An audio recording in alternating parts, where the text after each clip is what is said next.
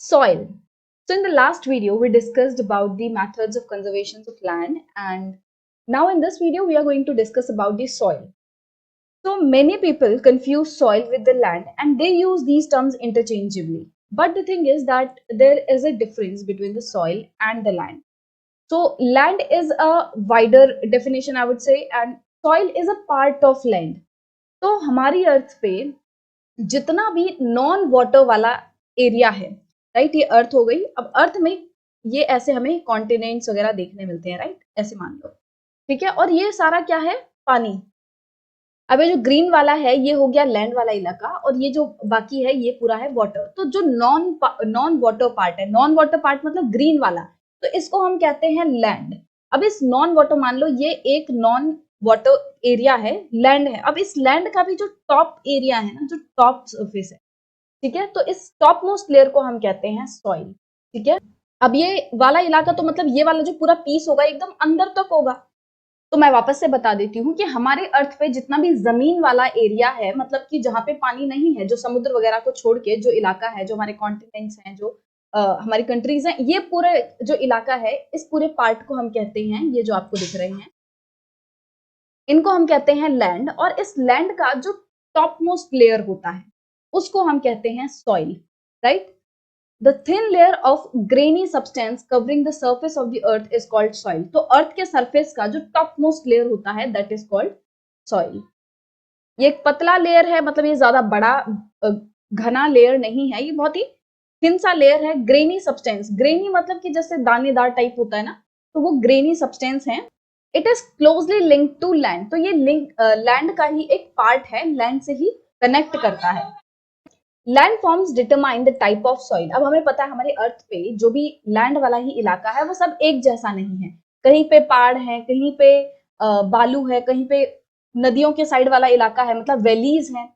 तो हर जगह जो है लैंडफॉर्म सेम नहीं है, अलग अलग लैंडफॉर्म्स हैं। और ये जो लैंडफॉर्म्स हैं यही सॉइल की जो टाइप है उसको डिसाइड करते हैं कि सॉइल कैसी होने वाली है, राइट। तो जैसे कि जो नदी के साइड वाली सॉइल होती है, नदी के आसपास वाला इलाका होता है, वो बहुत ही ज्यादा फर्टाइल होता है। वहीं कोई ऐसा इलाका है जहाँ पे कोई नदी नहीं है, कोई बारिश वगैरह नहीं होती है, तो वहां की जो सॉइल है वो फर्टाइल नहीं होगी। अब ये जो सॉइल है वो किस चीज से बनी होती है? Soil is made up of organic matter, minerals and weathered rocks found on the earth. तो जो सॉइल है वो ऑर्गेनिक मैटर से बनी होती है। ऑर्गेनिक मैटर मतलब जैसे सूखे पत्ते हो गए, कोई डेड रिमेन्स हो गए एनिमल्स वगैरह के, तो वो क्या होता है, डिकम्पोज होते हैं और वो डिकम्पोज होके मिट्टी में ही मिल जाते हैं, राइट। कि जैसे यहाँ पे सूखे पत्ते पड़े थे, वो धीरे धीरे करके क्या होगा, टाइम के साथ डिकम्पोज हो जाएंगे और वो इस लेयर में, इस अर्थ का जो टॉप लेयर है उसी में मिल जाएंगे। तो सॉइल का एक पार्ट जो होता है ऑर्गेनिक मैटर्स भी होते हैं। और उसके बाद मिनरल्स, तो बहुत सारे जो मिनरल्स हैं वो भी सॉइल में पाए जाते हैं। इसके साथ वेदर्ड रॉक, वेदर्ड मतलब क्या होता है, वेदरिंग मतलब होता है the breaking up and decay of exposed rocks. तो जो रॉक्स होते हैं, जो चट्टाने होती हैं, पत्थर होते हैं, वो वेदर होते हैं, वो टूटते हैं। वेदरिंग मतलब कि उनका टूटना, ठीक है, वो पानी की वजह से टूटेंगे, एक दूसरे से टकरा कर टूटेंगे। तो जो भी कारण हो, जब वो टूटते हैं तो टूटेंगे तो छोटे छोटे छोटे छोटे एकदम ग्रेन बन जाएंगे। तो वेदर्ड रॉक्स जो हैं वो भी सॉइल में मिली होती हैं। तो सॉइल किस चीज से बनी होती है? Organic matter, minerals and weathered rocks. The right mix of minerals and organic matter make this soil fertile. अब ये चीजें जो हैं हमने पढ़ा, ऑर्गेनिक मैटर हो गया, मिनरल्स हो गए, तो और वेदर्ड रॉक, तो ये हर सॉइल में अलग अलग मात्रा में होगी, राइट। और ये जो अलग अलग क्वांटिटी है इनकी, वो हर सॉइल को अलग बनाएंगी। इनकी क्वांटिटी की वजह से ही कोई सॉइल जो है वो अलग बनेगी। कैसे? कहीं पे अगर वेदर्ड रॉक्स ज्यादा है, कहीं पे पथरीला पथरीला है, तो और वहां पे मिनरल्स या ऑर्गेनिक मैटर नहीं है, तो वो जो सॉइल है वो फर्टाइल नहीं होगी, वहां पे कुछ भी पेड़ पौधे नहीं उग पाएंगे। वहीं कहीं पे ऑर्गेनिक मैटर भी अच्छी मात्रा में, मिनरल्स भी अच्छी मात्रा में, तो उस सॉइल में पेड़ जो है वो अच्छे से उग पाएंगे।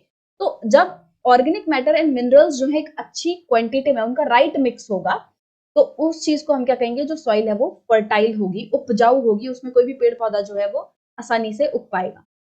तो यहाँ पे एक छोटा सा डायग्राम दिया हुआ है सॉइल प्रोफाइल करके। तो सॉइल प्रोफाइल क्या है? सॉइल भी जैसे पहले मैंने आपको बताया है कि जैसे ये अर्थ है, अर्थ का जो टॉप मोस्ट लेयर है वो सॉइल है। अब इस टॉप मोस्ट लेयर में भी ना काफी सारे लेयर्स हैं। अब हम सिर्फ इस वाले लेयर की, जो मैंने ये शेड किया ना, ये वाला, तो सिर्फ इसकी बात कर रहे हैं। इसमें भी कुछ लेयर्स हैं। अब वो लेयर्स क्या हैं वो इस डायग्राम में दिखाए हुए हैं। तो सबसे ऊपर वाला है top soil with humus and vegetation. तो जो सबसे ऊपर वाली ये जो लाइन है यहाँ पे क्या है, ह्यूमस। ह्यूमस क्या मैंने बताया, जैसे आपको ऑर्गेनिक मैटर का एग्जांपल दिया था। ह्यूमस क्या होता है कि जब कोई पेड़ पौधे हो गए और जो रिमेन्स होते हैं प्लांट्स के, एनिमल्स के, वो डिकम्पोज हो जाते हैं और वो उसके टॉप लेयर पे कवर आ जाता है उसका, तो वो होता है ह्यूमस। तो ह्यूमस और यहाँ पे वेजिटेशन होती है, जो भी पेड़ पौधे घास फूस, तो वो हमें टॉप लेयर पे मिलता है। तो ये हम सॉइल के लेवल्स देख रहे हैं, लेयर्स देख रहे हैं। तो इसके बाद नेक्स्ट आता है sub soil with sand, silt and clay. तो इस वाले के ऊपर नेक्स्ट जो लेयर है, इसमें इसे हम सब सॉइल कहते हैं। इसमें क्या होता है, सैंड होती है, सिल्ट होता है, क्ले होता है, क्ले मटेरियल होता है, सैंड रेत वगैरह होता है, वो हमें यहाँ पे देखने मिलता है। उसके बाद वेदर्ड रॉक मटेरियल। तो थर्ड लेयर जो है यहाँ पे वेदर्ड रॉक होती है, मतलब कि जो पत्थर के टूटे हुए टुकड़े होते हैं, छोटे छोटे जो टुकड़े होते हैं, वो यहाँ पे हमें देखने मिलेगा। और उसके बाद है लास्ट में पेरेंट रॉक। पेरेंट रॉक मतलब यहाँ पे आपको पत्थर पत्थर मिलेंगे, ये जो है इन्हीं के वेदरिंग से ऊपर ये जो है वेदरिंग हुई है, ऊपर वाला जो लेयर है वो बना है एक तरीके से। तो सॉइल के मेन 4 लेयर्स हैं। फर्स्ट है ह्यूमस वाला, top soil with humus and vegetation, इसमें ह्यूमस होगी और वेजिटेशन होगा। सेकंड है sub soil with sand, silt and clay, sand वाला, सिल्ट वाला। उसके बाद वेदर्ड रॉक और उसके बाद पेरेंट रॉक, जो मेन रॉक मिलती है नीचे। So it takes hundreds of years to make just 1 centimetre of soil. तो सॉइल का अगर 1 सेंटीमीटर जो है बनेगा, वो भी पता है उसको बनने में 100 साल लगते हैं, क्योंकि एक पूरा प्रोसेस होता है। और जैसे कि वेदरिंग हुई, वही जो पत्थर है वो ऐसा तो है नहीं कि बड़े एक एक दिन में टूट टूट के वही ग्लेयर बनेगा पूरा। पहले जो है बड़े बड़े पत्थर थोड़े छोटे होंगे, फिर और छोटे होंगे, मतलब इस तरीके से एक प्रोसेस होता है। उसके बाद जैसे बारिश वगैरह होती है तो उसके साथ कहीं से चल के जो मिट्टी है उसका लेयर बनता है। और टाइम टू टाइम जो प्लांट्स एंड एनिमल्स हैं वो डिके होते रहते हैं, उनके जो रिमेन्स हैं वो डिके होते हैं। तो ये जो पूरा प्रोसेस है ये बहुत ही लंबा टाइम लेता है, और 1 सेंटीमीटर जो बनेगा सॉइल का, उसको भी बनने में 100 साल लग जाते हैं। अब यहाँ पे लैंडस्लाइड्स का एक छोटा सा सेक्शन दिया हुआ है, जिसके में एक केस स्टडी भी डिस्कस की हुई है, तो इसके बारे में पढ़ लेते हैं। तो लैंडस्लाइड जो है, मैंने आपको लास्ट वीडियो में बताया था कि क्या होता है कि जब कोई भी जैसे पत्थर वगैरह हो गए, कोई भी चट्टान हो गई, मिट्टी हो गई, वो जब किसी पहाड़ के वहां से ऐसे नीचे निकलने लगती है, नीचे की ओर आने लगती है, उसको हम कहते हैं लैंडस्लाइड। की जो लैंड है वो स्लाइड होके नीचे आ रही है। तो landslides are simply defined as the mass movement of rock, debris और earth slope down a slope। कि जब एक बहुत ही बड़े लेवल पर रॉक मतलब पत्थर वगैरह, डिब्री हो गई, डिब्री मतलब ये मिट्टी वगैरह जो है, जब वो नीचे आने लगती है, एक पहाड़ है जैसे, तो उसकी स्लोप से नीचे की ओर आने लगती है, तो इसको हम कहते हैं landslide. They often take place in conjunction with earthquakes, floods and volcanoes. तो ज्यादातर क्या होता है कि जब कहीं पे अर्थक्वेक आया होता है, फ्लड बाढ़ वगैरह आई होती है, वॉल्केनो कहीं इरप्ट होता है, कहीं पे ज्वालामुखी फूटता है, तब इस तरीके से हमें लैंडस्लाइड जो हैं वो देखने मिलती हैं। इसके साथ साथ कभी कभी क्या होता है, अगर कहीं पे बहुत ज्यादा दिनों से बारिश हो रही है, तो उस ज्यादा बारिश के कारण भी हमें हैवी लैंडस्लाइड जो है वो देखने मिल जाती है। अब क्या होता है, नॉर्मली हमें पता है कि जो नदियां वगैरह होती हैं वो पहाड़ों के हमें साइड में देखने मिलती है, कि मान लो ये पहाड़ है और यहाँ से साइड में ये नदी जा रही है।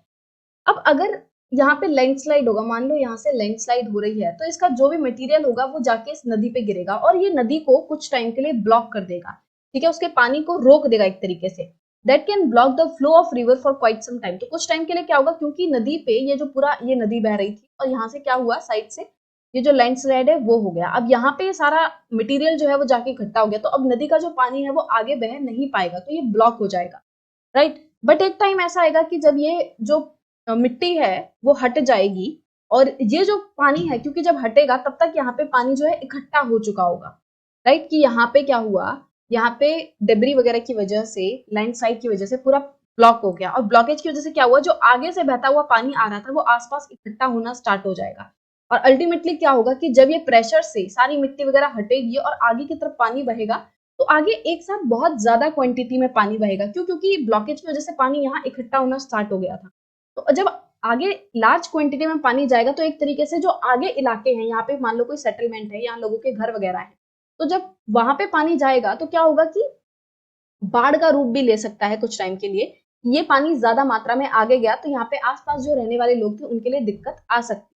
तो देखा किस तरीके से जब लैंडस्लाइड हुई उसकी वजह से ब्लॉकेज हुई रिवर की, और रिवर के पानी के ब्लॉकेज की वजह से क्या हुआ, जब वो ब्लॉकेज टूटेगी तो नदी के आसपास जो लोग रह रहे हैं उसके लिए प्रॉब्लम बन सकती है। The formation of river blocks can cause havoc to the settlement downstream on its bursting, कि जब वो ब्लॉक्स जो हैं बर्स्ट होंगे, जब नदी जो है आगे उस पूरे जो भी चीजें जमा हुई थी वहां पे, जो भी मटेरियल जमा हुआ था, जब प्रेशर से वो टूट के आगे जाएगा तो पानी जो है वो एक ज्यादा मात्रा में आगे जाएगा और जिस वजह से वहां पे रहने वाले लोगों को दिक्कत आएगी।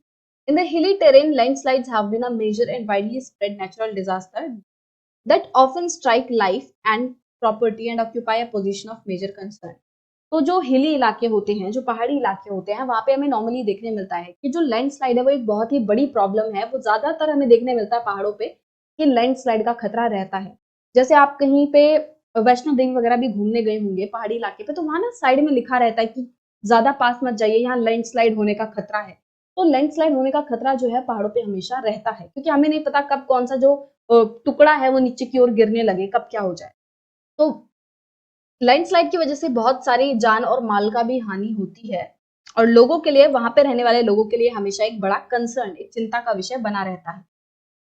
तो अब एक केस स्टडी को डिस्कस कर लेते हैं। तो हिमाचल प्रदेश के किन्नौर डिस्ट्रिक्ट में एक विलेज थी, एक गांव था पांगी करके। तो वहां पे उस गांव में एक बहुत ही बड़े लेवल पर लैंडस्लाइड हुई, जिसकी वजह से लगभग 200 मीटर लंबा जो रोड है, हिंदुस्तान तिब्बत रोड और नेशनल हाईवे 22, ये दोनों रोड जो है वो डैमेज हो गए थे। This landslide was triggered by intense blasting at Pangi village. अब ये लैंडस्लाइड हुई क्यों थी? क्योंकि पांगी विलेज में एक बहुत ही बड़े लेवल पर ब्लास्टिंग हुई थी, कोई धमाका हुआ था और उस धमाके की वजह से ये एक वीक जोन था और ये उस धमाके को एक तरीके से नहीं सह पाया और उस ब्लास्टिंग की वजह से ये जो स्लोप थी वो कोलैप्स्ड हो गई, लैंडस्लाइड हो गई और इस लैंडस्लाइड की वजह से आसपास के जो रोड थे वो ब्लॉक हो गए, डैमेज हो गए। The Pangi village was completely vacated to avoid any possible loss of life. तो जब ये लैंडस्लाइड हुई तो पांगी विलेज जो भी थी, वहां पे जो भी लोग रह रहे थे, उसको खाली करा दिया गया ताकि कोई भी जो लोग हैं उनको दिक्कत ना आए या उनकी जान को कोई खतरा ना हो। इस वजह से लोगों को गांव से बाहर निकलवा दिया गया था। Mitigation mechanism. तो मिटिगेशन का मतलब होता है एक तरीके से कोई प्रॉब्लम है उसका जो असर है उसको कम करना, उसका जो नेगेटिव इफेक्ट है उसको थोड़ा कम करना, उसको थोड़ा हल्का करना कि लोगों पे इतना इफेक्ट ना हो। तो वो मिटिगेशन मतलब कि जो लॉस हुआ है उसको थोड़ा कम करना। तो इस सेक्शन में क्या देखेंगे हम कि किस तरीके से ये जो लैंडस्लाइड हो रही है और हम लैंडस्लाइड को किस तरीके से कम कर सकते हैं और उसकी वजह से होने वाला जो नुकसान है उसे हम कैसे कम से कम कर सकते हैं। Advancement in scientific techniques has empowered us to understand what factors cause landslide and how to manage them. तो अब हमें पता है भाई साइंटिफिक टेक्निक्स जो है वो नई नई आ रही हैं और साइंटिफिक टेक्निक्स की मदद से हमें पता चल चुका है कि भाई क्या ऐसे फैक्टर हैं, क्या ऐसे कारण हैं जिनकी वजह से लैंडस्लाइड होती है और अगर उन फैक्टर्स पे हम काम करेंगे तो हम लैंडस्लाइड को होने से रोक सकते हैं। Some broad mitigation techniques of landslides are as follows. तो कुछ ऐसी टेक्निक्स जिनसे कि हम लैंडस्लाइड को कम कर सकते हैं वो यहाँ पे दी हुई हैं। Hazard mapping to locate areas prone to landslide. तो उन इलाकों की तुम पहले से ही तफ्तीश कर लो कि जो कि तुम्हें लग रहा है कि यहाँ पे लैंडस्लाइड हो सकती है, जो कि बड़े नाजुक से इलाके हैं।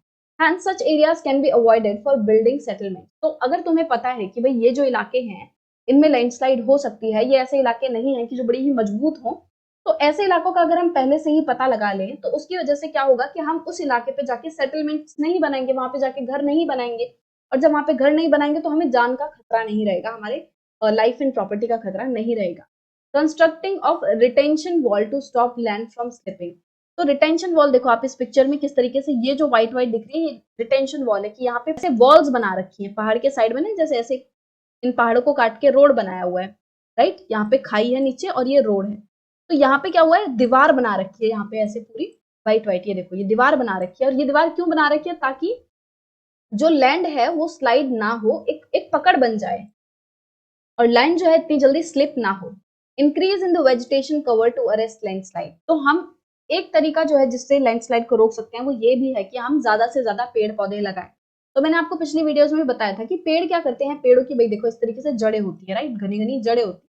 अब ये जड़ें क्या करती हैं, ये जो भी मिट्टी होती है उसको जकड़ के रखते हैं। जैसे हम हाथ में अगर डालें कहीं तो हमारा हाथ जो है उस मिट्टी को होल्ड कर लेगा, अटक जाएगा, राइट। तो इसी तरीके से जो ये पेड़ों की जड़ है ये उस मिट्टी को होल्ड करके रखती हैं। अब यहाँ पे आप कोई भी पानी वगैरह आ गया, बाढ़ आ गई, तो इतनी जल्दी से ये जो मिट्टी है यहाँ की बहेगी नहीं।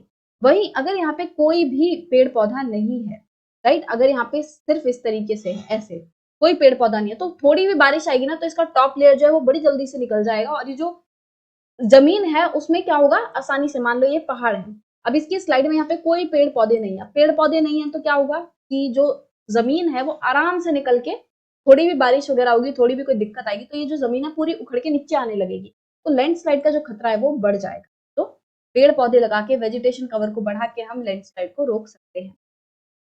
The surface drainage control works to control the movement of landslide along with the rainwater and spring flows।